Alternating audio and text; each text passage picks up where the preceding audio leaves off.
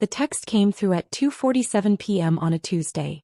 I was in the middle of a conference call with our investment bankers, Goldman Sachs and Morgan Stanley, finalizing the S-1 filing for our IPO.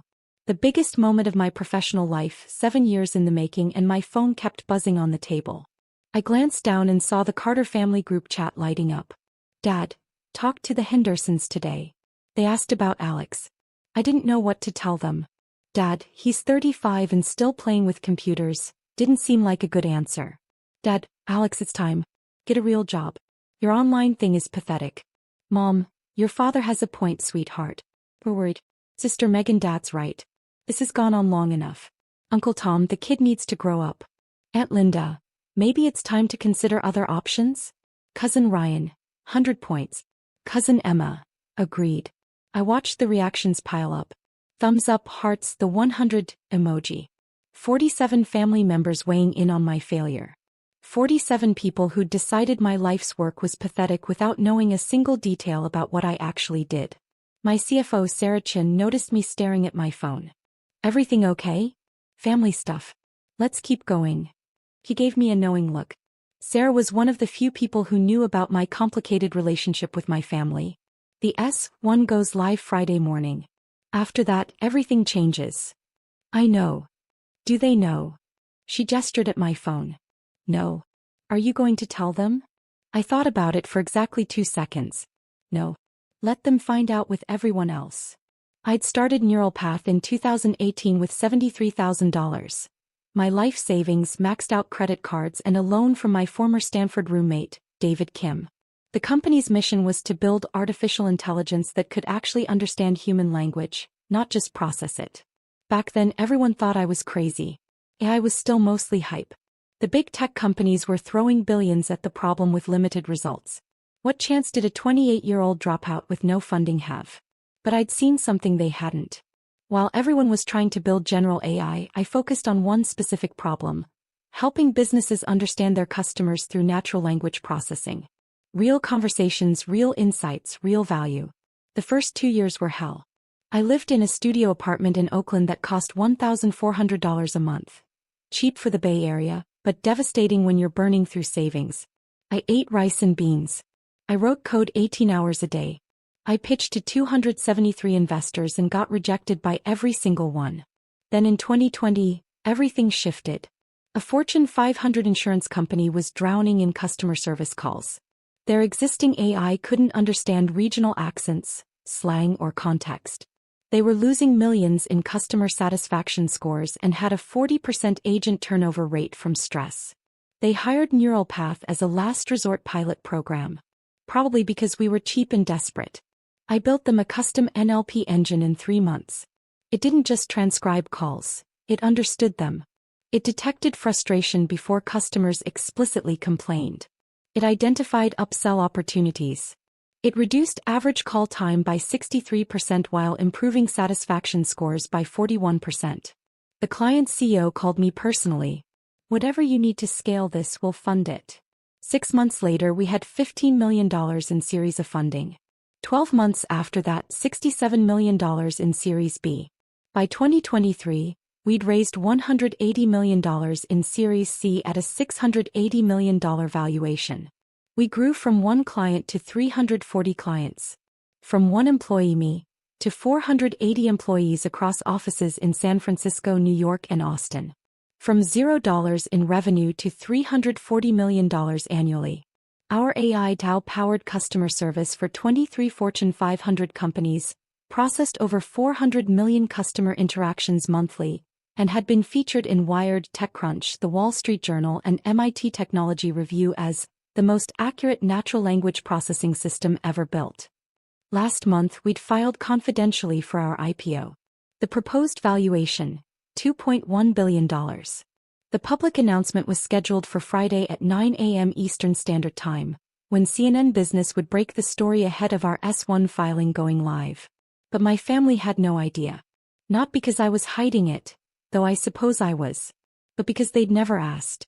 They'd seen my studio apartment I'd never upgraded. Why would I? My 8-year-old Subaru still ran perfectly, my hoodies and jeans comfortable and practical, and decided I was a failure. I'd stopped correcting them around year 3. What was the point? They weren't interested in what I was building. They were interested in what I looked like I was building. And I looked like a broke millennial playing startup in Silicon Valley. The rest of Tuesday was a blur of legal reviews, banker calls, and preparation for the roadshow. I got home to my studio apartment in Oakland at 11 p.m., exhausted. The family group chat had continued without me. Dad, Alex isn't even responding. Typical. Megan, he's probably busy with his company. Mom, I think we should plan an intervention. This isn't healthy. Uncle Tom, I could talk to him. Man to man. Dad, good idea. Alex, your uncle is going to call you this week. Please answer. Cousin Ryan, someone needs to tell him the truth. Aunt Linda, we're doing this because we love him. I turned off my phone and went to bed. Wednesday and Thursday were consumed by final preparations. Our lawyers at Wilson Sonsini reviewed every comma in the S1. Our bankers prepared the investor presentation. Our PR team coordinated with CNN Business for the exclusive announcement. Thursday night, Sarah and I sat in the Neural Path office conference room reviewing the final IPO documents. The sun was setting over San Francisco Bay, painting the sky orange and pink. Last chance to tell your family, she said. Why? Because in 12 hours, this is going to be international news. Your face will be on CNBC, Bloomberg, CNN. Your net worth will be public information. Your family is going to find out whether you tell them or not. I know. And you're okay with that? I thought about all the family dinners where they'd asked what I did and then immediately zoned out. All the holidays where they'd compared me unfavorably to Megan. Corporate lawyer, married, 2 kids, house in the suburbs. All the times Dad had suggested I apply to real companies like Google or Facebook. I'm okay with it, I said. Sarah shook her head. You're either the most zen person I've ever met or you're really good at compartmentalizing. Can't it be both? She laughed. Fair point. For what it's worth, I think you're handling this exactly right. They didn't believe in you when it cost them nothing. They don't get to share the victory. It's not about revenge. Isn't it? A little bit. Maybe a little bit, I admitted. My phone buzzed. Another family chat message. Uncle Tom. Alex, I've been calling you. Answer your phone. We need to talk about your future. 47 family members saw the message. 32 reacted to it with supportive emojis. I put my phone face down on the table. 12 hours, Sarah said. Then everything changes. Friday morning, I woke up at 5:30 a.m. Couldn't sleep. Too much adrenaline. I made coffee in my tiny kitchen, sat on my second-hand couch and opened my laptop. The S1 filing would go live at 9 a.m. CNN's story would publish at the same time. The stock market would see Neural Path's IPO plans, revenue numbers, growth metrics and valuation. By 9:01 a.m. my family would know everything. At 8:45 a.m., Sarah texted me. Sarah, ready? Me ready. Sarah, the bankers are freaking out in a good way. Early demand is 3x oversubscribed. Me, what does that mean for opening price? Sarah, it means we might price higher than $2.1 billion. Possibly $2.4 billion or $2.5 billion. Me, holy shit. Sarah, holy shit is right. Turn on CNN in 10 minutes. I didn't own a TV. I pulled up CNN Business on my laptop. At 8:58 a.m., my phone started ringing. Unknown number. I ignored it. At 8:59 a.m. another call. Also unknown. Ignored. At 9 a.m. exactly CNN's homepage refreshed. Breaking. AI startup Neural Path files for $2.1 billion IPO. CEO Alex Carter's company processes 400M customer interactions monthly. There was a photo of me from our Series C announcement, standing in front of the Neural Path logo wearing my usual hoodie and jeans, looking about as corporate as a college dropout could look. The article was detailed. Revenue numbers, growth rates, client list, my background, Stanford dropout, self-taught coder, 7 years building in obscurity. They'd interviewed our investors, our clients, industry analysts. One quote jumped out. Alex Carter built the most valuable AI company nobody's heard of. While everyone was chasing AGI, he solved a real problem that real businesses desperately needed. That's why Neural Path is worth billions. My phone exploded. 23 incoming calls in 30 seconds. Text messages flooding in faster than I could read them. I scrolled through. Most were from investors, clients, colleagues. Congratulations, celebration, excitement. Then I got to the family messages. Megan, Alex. Megan, Alex, answer your phone. Megan, is this you on CNN? Mom, Alexander Carter, call me right now. Dad, what is happening? Uncle Tom. Alex, CNN just said your company is worth $2 billion. Is this true? At Linda. Oh my God. Cousin Ryan, no way. Cousin Emma. This can't be real. My phone rang. Megan. I let it go to voicemail. It rang again immediately. Dad. Voicemail. Voicemail. I turned off my phone and went for a run. When I got back an hour later, I had 147 missed calls and 300 plus text messages. I turned on my phone and called Sarah. How are you feeling? She asked. Surprisingly calm. The press wants interviews. CNBC, Bloomberg, TechCrunch, Wired. Everyone. Schedule them for next week.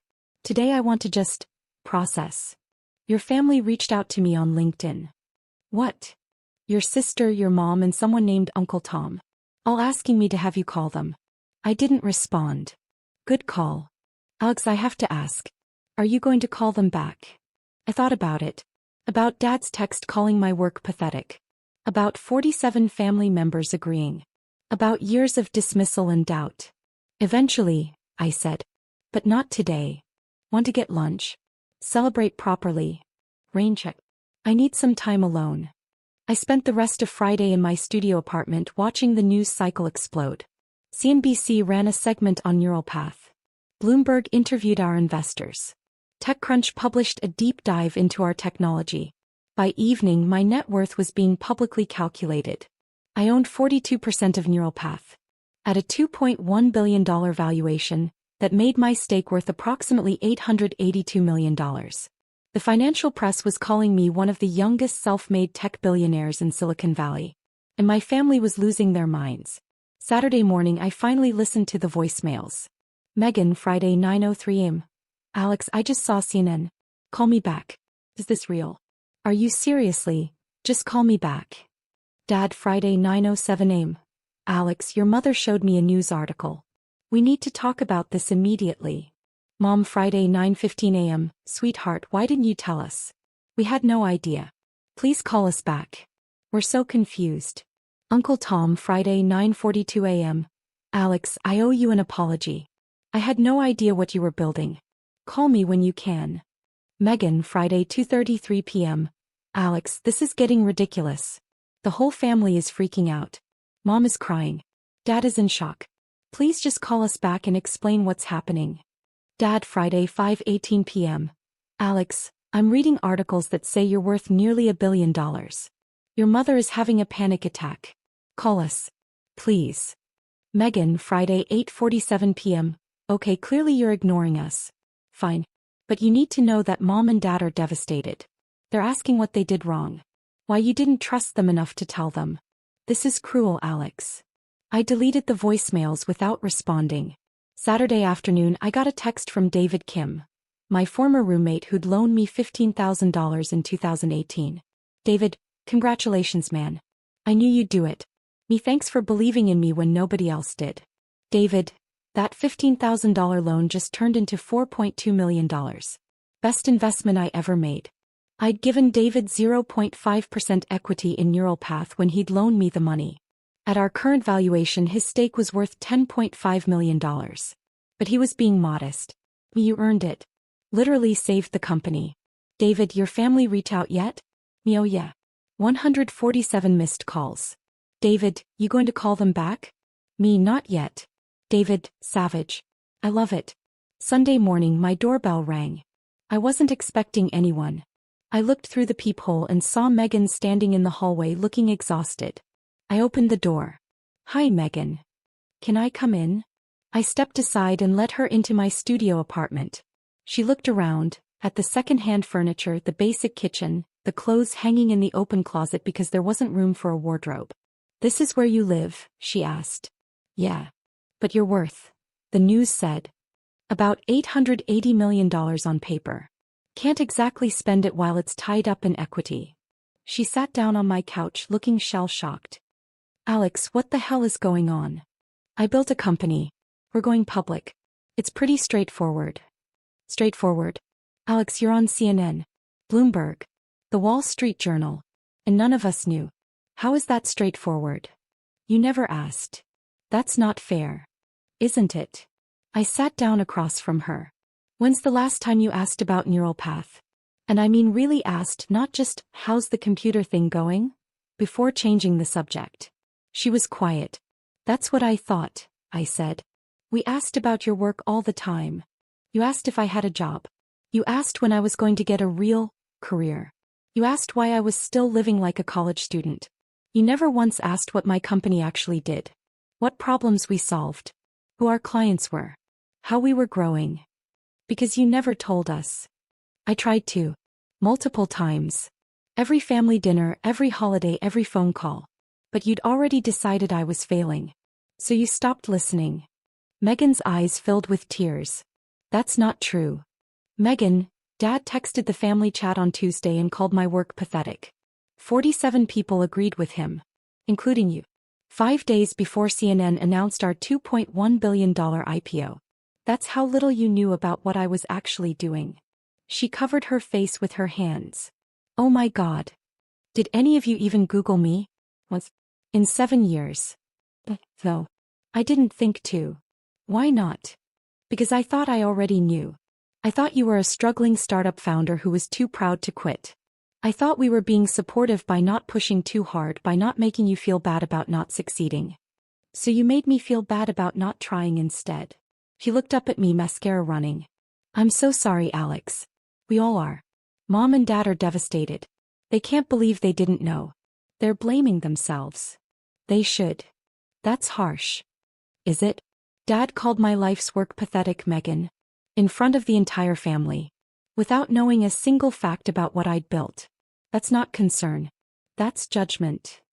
He was worried about you. No, he was embarrassed by me. There's a difference. If he was actually worried, he would have asked questions. He would have tried to understand. Instead, he decided I was a failure and treated me accordingly. Megan stood up, pacing my tiny apartment. What do you want from us, Alex? An apology? We're sorry. We were wrong. We should have asked more questions. We should have believed in you. What else can we say? Nothing. I don't want anything from you. Then why won't you call Mom and Dad back? They're terrified you hate them. I don't hate them. I'm just done needing their approval. For 7 years I built this company while my own family thought I was a joke. That changes you. We never thought you were a joke. You called me pathetic on Tuesday. She flinched. Dad called your job pathetic. Not you. Same thing. It's not. To me it is. My company is everything I've worked for. Everything I believe in. Everything I've sacrificed for. When Dad called it pathetic, he called me pathetic. And 47 people agreed. Megan sat back down, defeated. What do we do now? I don't know. Can you at least come to Sunday dinner? Mom's making your favorite pot roast. Everyone wants to see you. Everyone wants to see the billionaire, you mean? That's not fair. Isn't it? Where were all these dinner invitations last month? Last year? When I was supposedly failing. She didn't have an answer. I'll come to dinner, I said finally. But Megan, things are different now. I'm different. I don't need the family's approval anymore. I don't need Dad's validation. I spent 7 years building something incredible while you all thought I was wasting my life. I succeeded despite you, not because of you. That's something we all need to sit with. That's really what you think? That we didn't support you? That's what I know. She wiped her eyes and stood up. Dinner's at 6. Mom said to tell you she loves you. Tell her I'll be there. After she left, I sat in my apartment for a long time, watching the sun move across the wall. My phone buzzed. Sarah, the IPO pricing came back. We're going at $2.4 billion instead of $2.1 billion. Me, what does that mean for my stake? Sarah, it means you're worth about $1.008 billion. Congratulations, Alex. You're officially a billionaire. I stared at the message. $1 billion. And all I felt was tired. Sunday dinner at my parents' house in Marin County was surreal. The entire extended family was there. Mom, Dad, Megan and her husband Tom, Uncle Tom and Aunt Linda, cousins Ryan and Emma, plus assorted spouses and children. 23 people crammed into the dining room, all staring at me like I was a museum exhibit. Alex. Mom hugged me at the door, holding on longer than usual. Oh, sweetheart, I'm so glad you came. Hi, Mom. Dad appeared behind her. He looked older somehow. Tired. Son, we need to talk. Later, Dad. Let's eat first. Dinner was awkward. Everyone kept glancing at me, then away, then back. Like they didn't know how to act around me anymore. Finally, Uncle Tom broke the silence. So, Alex. $2.4 billion. That's incredible. It's the company's valuation, not my net worth. But you own what, 40%? 42%. He did the math in his head. $8 billion. On paper. Still, $1 billion. At 35. He shook his head. I don't even know what to say. You could say congratulations. Congratulations. Absolutely. I'm just blown away. We all are. Cousin Ryan raised his wine glass. To Alex. Tech billionaire. Who you? I did, I said quietly. I always knew. The table went silent. Dad cleared his throat. Alex, about Tuesday. That text. I was completely out of line. You were. I had no idea what you'd built. None of us did. We made assumptions and we were wrong. Why did you make those assumptions? He looked confused. What do you mean? Why did you assume I was failing? Why didn't you ask what I was actually doing before deciding it was pathetic? I saw how you were living. The apartment, the car, the clothes. You didn't look successful. So you equated appearance with success. I suppose I did. That's exactly the problem, Dad. You looked at my life and saw failure because I wasn't performing success the way you expected me to. You never asked if I was happy, if my work was meaningful, if I was building something I believed in. You just decided I was pathetic because I drove a Subaru. Mom started crying quietly. We're sorry, Dad said. We're all sorry. We should have believed in you. You should have asked about me. That's different from believing in me. Belief without knowledge is just blind faith. I didn't need blind faith. I needed curiosity, interest. One real conversation about what I was building. Megan spoke up. We tried to ask. You asked if I had a job. That's not the same thing. Then help us understand now, Dad said. What does neural path do? Explain it to us. We want to know. I looked around the table. At 23 faces that had dismissed me for 7 years. And I realized something. I didn't want to explain. Not because I was angry, though I was a little, but because explaining would mean trying to earn their approval retroactively. And I didn't need that anymore. You can Google it, I said. It's all public now. The S1 filing explains everything, what we do, how we do it, why it matters. Read that. Then if you have specific questions, ask me. But I'm not going to sit here and justify 7 years of work to people who couldn't be bothered to show interest before CNN told them to. The room was completely silent. Uncle Tom set down his fork. That's fair. Is it? Aunt Linda asked. We're family. We deserve. You deserve what you've earned, I interrupted. Which is exactly what I gave you. 7 years of surface-level conversations because that's all you wanted. Now that I'm worth $1 billion, suddenly everyone's interested. That's not family. That's opportunism. Mom sobbed harder. Alex, please, Dad said. We love you. We've always loved you. We just didn't understand what you were doing. You didn't try to understand. There's a difference. Megan's husband Tom, who usually stayed quiet during family drama, spoke up. Can I say something? Everyone turned to look at him. I've been watching this family treat Alex like a failure for 3 years now. Since I married Megan. Every dinner, every holiday, someone makes a comment about his computer thing, or suggest he get a real job. And every time, Alex just smiles and changes the subject. I always wondered why he didn't defend himself. Why he didn't explain what he was building. Tom, Megan started. Let me finish. Now I get it. He was testing you. All of you. Waiting to see if anyone cared enough to actually ask. To show genuine interest. And none of you did. You failed the test. Every single one of you. That's not fair, Uncle Tom protested. Isn't it? Alex just became a billionaire. He built one of the most valuable AI companies in the world. And his own family had no idea because you never bothered to look. That's on you, not him. The table erupted in defensive protests. I held up my hand. Tom's right. I was testing you. Not consciously at first, but by year 3 or 4, yeah, I was curious how long it would take for someone to notice. To ask real questions. To care. We cared. Mom said through tears. You cared about appearances. About what the Hendersons thought. About whether I was embarrassing the family. You didn't care about me. About what I was building. About what mattered to me. Dad stood up. That's not true and you know it. Prove it. Tell me one thing about neural path that you learned before Friday. One client we serve. One problem we solve. One reason why our technology matters. He opened his mouth. Closed it. Sat back down. That's what I thought. I stood up and pushed my chair in. Thank you for dinner, Mom. The pot roast was great. You're leaving, she asked desperately. I am. I have an investor call in an hour. On a Sunday? Building $1 billion company doesn't stop for weekends. I walked to the door. Megan followed me. Alex, wait. Please. They're trying. Can't you see that? They're trying now. After CNN told them to. That's not the same as believing in me when it was hard. What do you want from us? I thought about it. Time. Space.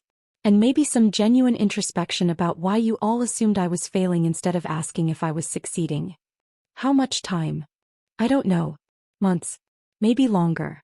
I need to figure out who I am now that I don't need your approval. You never needed our approval. I did. For 32 years I did. Then I spent 3 years building a company while you all thought I was pathetic.